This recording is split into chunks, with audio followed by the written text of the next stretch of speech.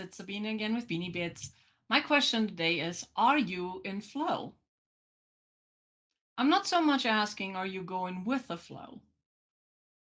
I'm asking, are you in flow, in your flow? Are you doing what feels right for you? Are you, um, let's say, paying attention to what's happening and checking? Is like, is this working for me? Is this not working for me? I found I was not in flow for the longest time, not in my flow for the longest time. I wasn't in flow. I was going along with whatever anybody was saying and asking, hey, let's do this, let's do that. Yeah, sure, let's do this. But it wasn't my flow. I just went along because I didn't want to feel left behind. I didn't want to feel left out. And I just, yeah. And I hit one bump after the other and I slammed into one wall after the other. And it was frustrating. It was so frustrating because I was like, what's wrong with me? Again, that old question is we take it inside. What's wrong with me? Why isn't that happening for me? Why can't I do that? Right? Why? I mean, this is what I want to do. Why is this not working out? What I found out is like I was telling myself that's what I wanted to do, but that's not really what I wanted to do. There's a big difference. And once I made that distinction between, oh, is this really what I want or is it not? I mean, it's really that. Is it what I want or is it not? It's a yes or no question. If the answer is no, then the next question is, why am I doing this? How is this serving me? Right? It might serve all the people around me because they're getting out of me what they're looking for, but it didn't help me. It didn't serve me. What are you doing right now that you don't really want to do, but you do it because it's expected, because you don't want to feel left out, you don't want to feel left behind, you want to be part of the in crowd, whatever the reason, right? And you can tell yourself, I was like, oh yeah, this is what I really want to do. But when you go inside, when you become still and you really go inside and you talk to your heart, is that really what you want to do? Is it really? I was part of a project recently and everything in me was like, oh my gosh, this is so good. But the further along I went with it, the more and more I felt like this isn't right for me. This is not right for me. And sure enough, one block after the other happened. One block after the other happened. One block after the other. And it's like, okay, I get it. I'm out. So I removed myself from that, you know? And it's it's freeing. It is really freeing. And it feels so good because I removed myself from that and that wasn't serving me and I was getting miserable and it was just wasn't right for me, right? And now it's like other things open up. It's like, oh, this is good. Do I want this? And if you take a minute or a second, 2 seconds, 3 seconds, it doesn't matter, however long it takes for you, it's like close your eyes, go in your heart.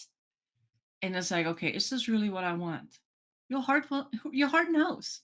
Your heart knows, and your heart will tell you. It's a yes or no. There's really no gray area. It's a yes or no question, right? It's like, is this really what I want to do? Yes or no?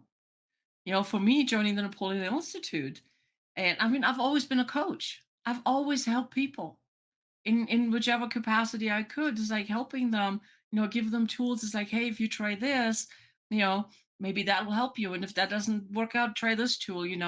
And it's always been something within me. And when the opportunity came around, everything inside of me was like, yes, yes, yes, yes, yes, yes. Because now I can do it even more and better. Right. So when you feel that, don't have the ego talk you out of it.